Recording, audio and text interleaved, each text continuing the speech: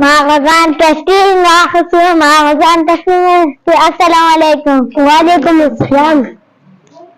تاسو مغزان تشکیل واخصو نمونږ نسکو. ولې نسکو؟ چې دخواش دلته څه لیکلي دي 12 کلونه ورکوټي ماشومان به دا نسکي. د پته نه زه بیا نسکم نه به بل ځای ته نه به خپله څکم. افنان عدنانه تاسو ډېره مهرباني چې تاسو زه نقصان نه بچ کړم.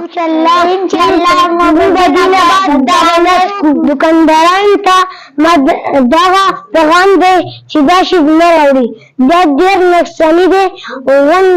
غټو ورکوټو ماشومانو ته دا ښه نه دی او بل دا نه راوړي. الله ماشومانو د سټینګ نه بایکاټ وکړي. زمونږ د صحت دښمن دی.